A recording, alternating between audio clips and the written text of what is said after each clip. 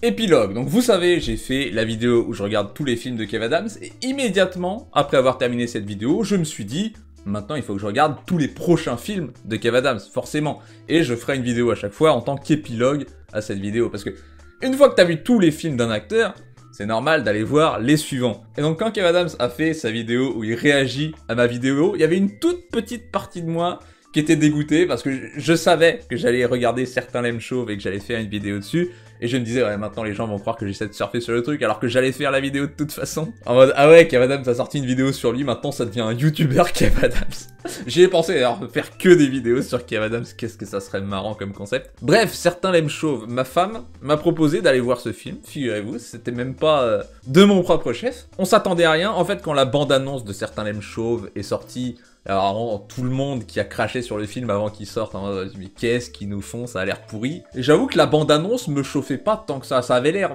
un peu marrant, un peu bon enfant, mais ça avait pas l'air hilarant, donc j'y allais vraiment sans aucune conviction, et ma femme y allait avec encore moins de conviction, parce qu'elle, évidemment, aucune affinité avec Kev Adams. Et bah pour faire simple, c'est excellent. Genre, sincèrement, je trouve le film très très bon. Ma femme, pareil, elle a adoré, donc vraiment c'est pas que dans ma tête.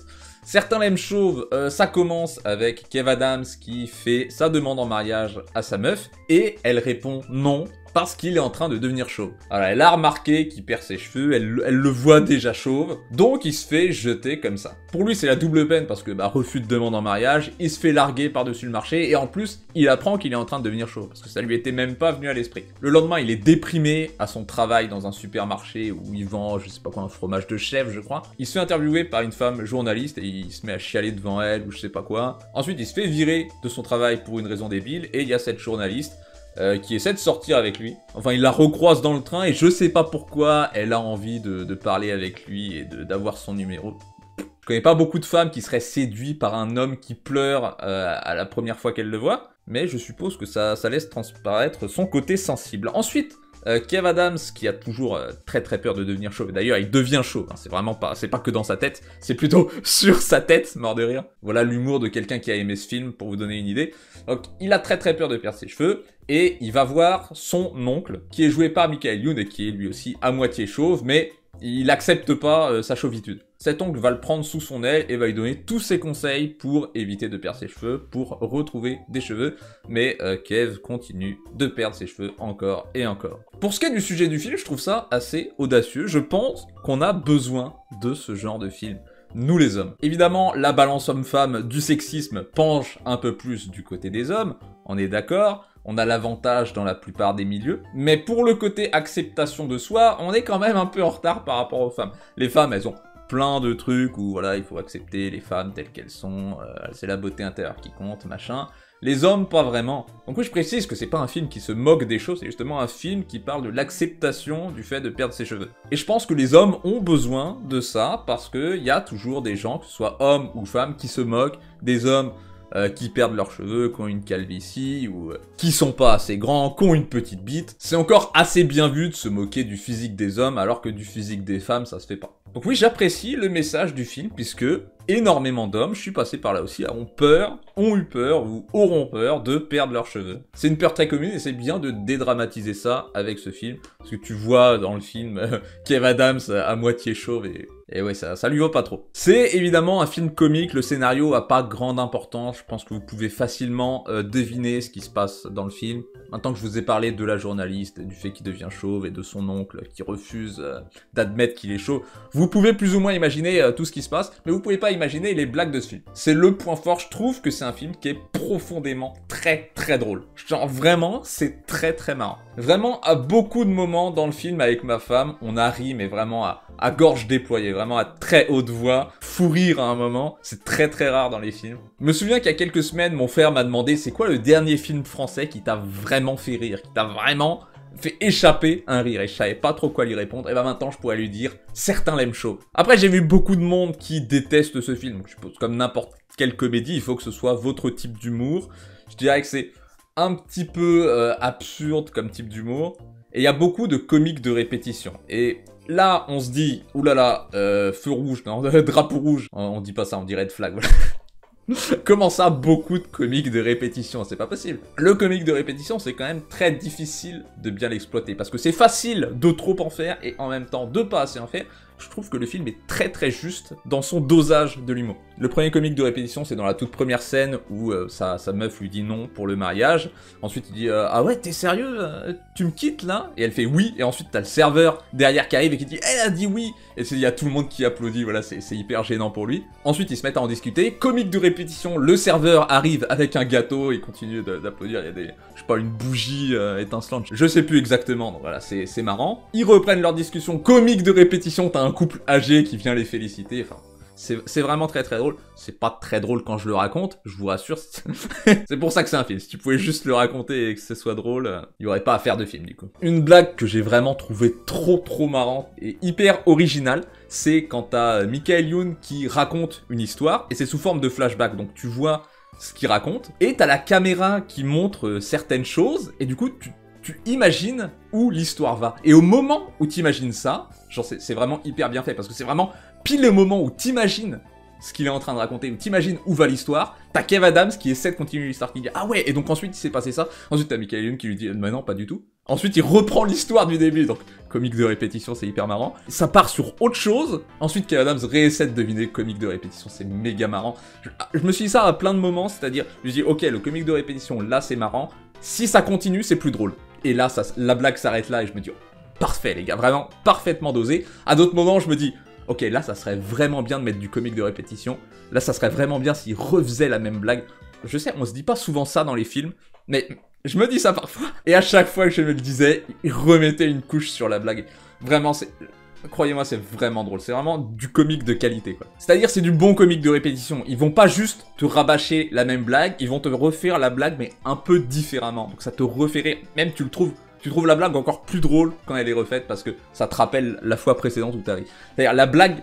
En fait, le mauvais comique de répétition, c'est tu répètes une blague pour qu'elle devienne drôle. Le bon comique de répétition, c'est tu répètes une blague qui est déjà drôle, un petit peu différemment. C'est ça, vous êtes en train de vous dire, mais qu'est-ce qu'il raconte ce crétin? Il est en train de faire une analyse ultra avancée de l'humour d'un film qui s'appelle Certains l'aiment chauve, il se fout de nous. Je suis vraiment sincère, quoi. Je trouve vraiment que c'est de l'humour de qualité. C'est pas genre, les gars, voilà, débranchez votre cerveau avant d'entrer dans la salle, c'est vraiment de l'humour potache à la con. Non, je trouve vraiment que c'est de l'humour recherché. T'as même des blagues, ça c'est un truc que je reproche assez souvent dans les films, c'est de trop insister sur une blague. C'est un film qui fait une blague et qui ensuite te rappelle qu'il a fait une blague. C'est le terrain à la grand-mère de Maras. T'as dit quoi? C'est le terrain à la grand-mère de ma sœur. Si c'est la grand-mère de ta soeur, c'est ta grand-mère aussi. Dans ce film, c'est tout l'inverse, t'as des blagues, si tu fais pas attention, elles passent hyper vite. T'as un moment où Michael Youn dit assez rapidement ouais bah c'est la loi des 3D, dépression, divorce, chômage. Et puis t'as juste Kev Adams qui le regarde bizarrement pendant une seconde pendant que Michael Youn reprend son dialogue. Et ça, je sais que dans un autre film, Kev Adams il aurait dit mais attends, ça commence pas par un D, chômage. Le fait que la blague soit subtile la rend beaucoup plus drôle à mes yeux. Et si tu fais pas attention, tu te rends même pas compte qu'il y a une blague. Parce que le dialogue est vraiment rapide. Et pour parler de Kev Adams d'ailleurs, je trouve qu'il est très bon dans ce film parce qu'il rend les scènes drôles par ses réactions. Lui c'est pas spécialement, comme d'hab, c'est pas spécialement le personnage drôle du film. C'est le personnage à qui il va arriver des choses drôles et qui fait partie du dialogue drôle. Et il va un peu sublimer l'acting des autres acteurs du film par ses réactions. C'est-à-dire les autres acteurs vont dire des choses qui sont drôles et lui, il va avoir des réactions vraiment marrantes. Il va les regarder bizarrement, il va avoir un petit commentaire qui rend le truc marrant. T'as un moment où un personnage est convaincu que Kev Adams est bi et lui dit « Ah ouais, t'es bi ». Et Kev Adams, tu vois, il est pas vexé que quelqu'un pense qu'il est bi, mais... il sait juste qu'il l'est pas, donc il dit non, je suis pas bi. Et tu vois, il essaie pas de le convaincre, il dit juste non, je suis pas bi. Et tu vois, à sa réaction à chaque fois, parce que l'autre essaie de le convaincre, il dit si, t'es bi. Genre, le dialogue est vraiment drôle grâce aux réactions de Kev Adams, grâce au fait qu'il en fasse pas trop, tu vois, il essaie juste de corriger la vérité, il dit juste non, je suis pas bi. Voilà, c'est un film qui est fin, ils essaient pas de trop en faire, c'est ce que j'apprécie. Enfin, ils en font pas trop. Il y a certains acteurs, Chantal là-dessous, qui évidemment... toujours dans le surjeu, Chantal là-dessus, je sais pas ce que c'est que son problème à cette pauvre dame. Mais ça rend le truc assez marrant, parce que c'est un personnage assez secondaire, mais avec une énorme personnalité, parce que vraiment, elle parle d'une manière très particulière, Chantal là-dessous. Elle a même dit, ça va repousser tellement vite, tellement fort, c'est impressionnant d'avoir autant de cheveux. Mais en même temps, elle se fait un peu vieille maintenant, elle a un peu de mal à articuler, donc on comprend pas toujours ses répliques, c'est un peu dérangeant, je trouve, par moment, mais quand même assez rigolote. Et bien sûr, on a Michael Youn qui évidemment en fait des caisses comme un Michael Youn, mais je le trouve très marrant dans le film. Il a d'ailleurs une chanson dans le film qui fait un peu Fatal Bazooka, parce qu'il est membre d'un groupe dans le film, c'est assez rigolo. La chanson est pas mal du tout. Enfin, elle rentre dans la tête. Est-ce qu'elle est pas mal du tout? Je suis pas certain. Pour ce qui est des défauts du film, c'est pas du tout l'humour. Je l'ai dit, j'ai vraiment adoré. Tous les gags du film ont été réussis pour moi, je dirais. Oh, peut-être 2-3 trucs qui sont pas hilarants, mais qui m'ont fait sourire quand même. Les défauts, c'est plutôt dans le scénario, parce que je comprends pas trop la relation entre la journaliste et le personnage de Kev Adams. Je sais pas vraiment ce qu'elle lui trouve, je sais pas comment... Enfin, la manière dont ils se rencontrent, c'est un peu artificiel, c'est un peu gros, parce que c'est vraiment immédiatement après qu'il ait largué la meuf avec qui il allait se marier. Ça fait un peu rapide comme transition. Et puis on sait pas vraiment ce qui se trouve chacun. Voilà, la relation entre les deux personnages est... C'est pas catastrophique non plus, hein. Je dirais pas qu'on comprend rien à leur relation, mais c'est un petit peu rapide. Aussi, le truc qui m'a vraiment dérangé dans le film, alors c'est un détail du film, c'est les voix off. Il y a des voix off de temps en temps où le personnage de Kev s'adresse à nous en nous racontant, je sais pas, une ellipse peut-être. Il dit voilà, donc là il se passe ça. Au tout début du film, il dit ouais, donc là je vais demander ma copine en mariage, machin.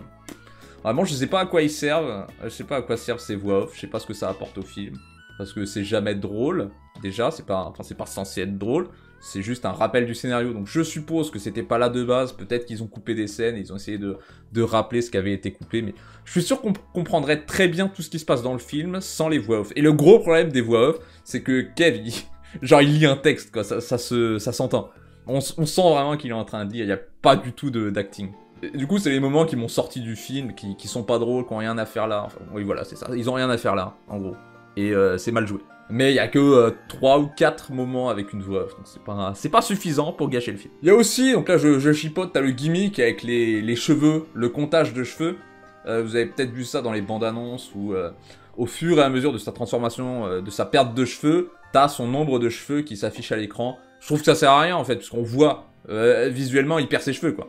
On voit qu'il est de plus en plus chauve, on n'a pas besoin d'un compteur qui s'affiche à l'écran, c'est suffisamment clair.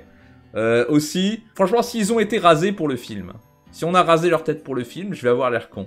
Mais je pense qu'on voit, sur certains plans, on voit très bien qu'ils ont un postiche, qu'ils ont un faux crâne. On voit vraiment bien la séparation, ça fait cheap. Mais je me dis en même temps, je l'ai juste vu une fois au cinéma, donc peut-être que j'ai pas bien vu. Je me demandais parfois, est-ce que c'est bien ça, ou est-ce que ça fait vraiment ça quand le crâne est chauve? T'as vraiment une différence de couleur entre les deux. Voilà, peut-être que je me gourre, qu'ils ont été rasés. Bref, excellent film, un des meilleurs de Kev Adams. On n'était pas énormément dans la salle, mais j'ai eu l'impression que les autres spectateurs riaient aussi. C'était bonne ambiance, je veux dire. On a vraiment bien ri pendant la séance.